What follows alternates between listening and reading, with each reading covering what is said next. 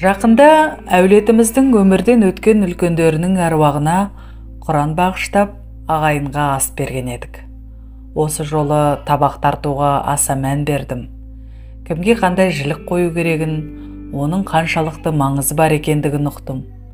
Әрбір жіліктің өзіндік орны, тәрбиелік мәні бар екен. Мәселен, жастайымыздан кәрі жастарға жеуге болмайды дегенді естіп өстік. Бірақ ешқайсымыздың неге деген сұрақ мазаламапты.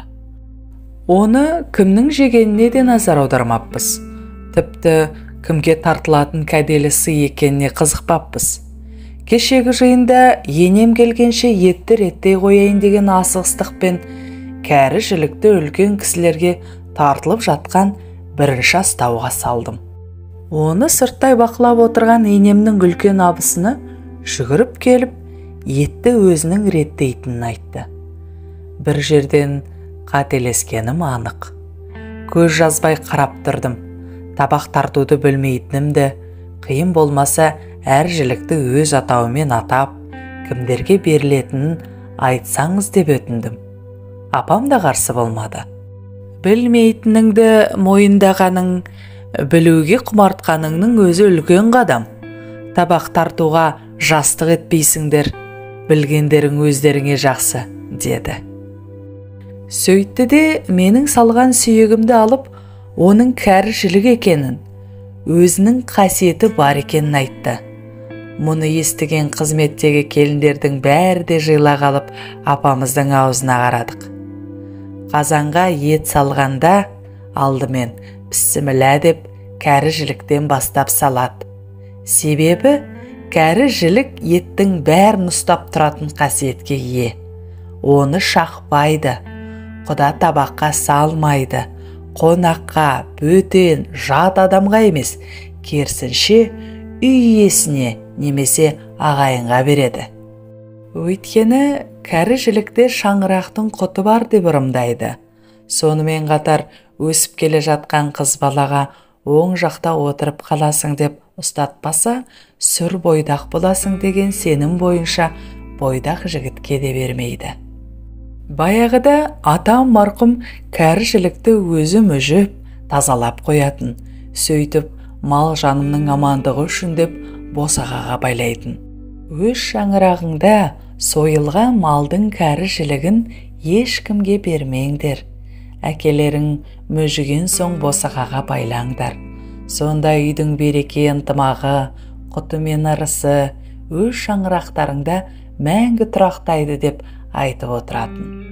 Соны естіп өскен біздер кәрі жілікті құт көреміз, отбасының ұйытқысы деп білеміз, қақпанымыздың қорғаны деп қараймыз. Деп кәрі жілікті атамызға атап шетке қойды. Мұны естіген Қызылордалық Әнипа апамыз да кәрі жілік туралы білетін аңызын айтып, бізді таң қалдырды. Оның айтуынша кәрі жілік күзетшінің қызметін атқарады екен. Түсінікті болу үшін аңызды сол қалпы жазғанды жөн көрдім. Ертеде бір байдың қорасын 40 қарақшы торуылдапты. Бірақ қанша тырысса да малын ала алмаған екен. Байдың қорасын қарулы жасақ күзетіп тұрыпты. Бірақ таң ата қарауылдар көзден ғайып болады екен. Ұрылар тылсым жайды түсінбейді. Ертесіне біреуін тыңшылыққа жұмсайды. Ол байға жолаушы кейпінде келіп сыр тартады. Байдың жалғыз ұлы мен бәйбішесінен өзге ешкімі жоқ екенін Тыңшы қайта келіп, байдың малын күзететін не жалшы, не күзетші жоқ. Бәрін барладым, көршілерінен де сұрадым. Ешбір жасақ жоқ, бізге елестеген болу керек дейді. Ұрылардың басшысы ендеше бүгін шабамыз деп атқа қонады. Бұл жолда ұрылар қораға тақап келгенде қарулы жасаққа кезігеді. Ұрылардың бірнешеуі жараланып, кейін шегінеді. Ертесіне ұрының басшысы байға өзі барып. Сонда бай ұрыны ертіп алып, қорасында өлулі тұрған кәрі жілікті көрсетеді.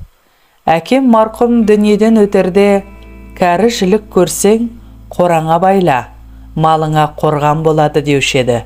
Өсиет орындап, кәрішілік іліп қойдым. Содан бері малға қасқыр да шаппады, ұры да түспеді. Бір малым жоғалмады, қайта мыңғырып өсіп келеді. Соның шарапаты болмаса, менде басқа кие жоқ дейді. Құдіретке бас иген ұрылар баймен дос болыпты. Ниетінен қайтып, адал кәсіпке көшіпті деседі. Кәрі жілікті жеуге болмайды дегенді ғана естуші едік. Оның мәні мұншалықты тереңде жатқанын ойламаппыз. Мұны естіген соң өзім де қосымша мәліметтер іздеп көрдім. Жоғардағы аңыздан бөлек мынадай аңызды да оқыдым. Сіздерге де керек болар деген оймен жариялағанды жөн көрдім. Ертеде байдың жалғыз ұлы болыпты. Ол керуен тартып қалаға саудаға аттанады. Сапарға шығар кезде әкесі: «Балам, мына кәрі сүйекті қойныңа салып ал, қауіп қатерден аман боласың» дейді. «Әй әкей, сенің ағырымың таусылмайды екен» деп ұлы селқос қарайды. Бірақ әке көңілін қимай көп қапшықтың біріне лақтыра салады. Межелі жеріне аман есен жетіп, саудасын жасап елге қайтады. Жолда керуенге қарақшылар шабуылдайды. Бала не істерін білмей қатты сасады. Сол кезде арт жағынан қарулы жасақ пайда болып, қарақшыларға қарсы ұмтылады. Тонаушылар сескеніп, кейін шегінеді. Қапылыста бір қарақшының қаңғыған оғы баланың аяғына тиіп, жараланып қалады. Ғайыптан пайда болған жасақ керуенді аман есен елге жеткізеді. Бірақ ел шеті көрінгенде көзден ғайып болады. Бала үйіне келіп әкесіне болған жайда баяндайды. Сонда әкесі: «Ұлым, ырымның сырын енді түсінген боларсың. Кәріжілікке Құдай осындай қасиет тартқан.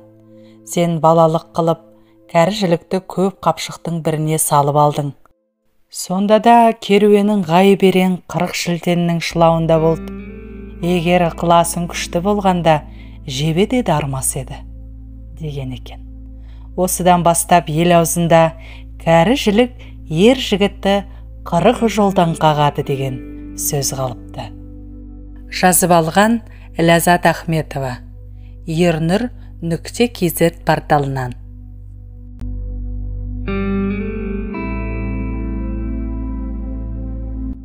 Арнамның дамуына қолдау көрсетіп, лүпіл басып, пікір қалдырып, тіркеле кетулеріңізді сұраймын.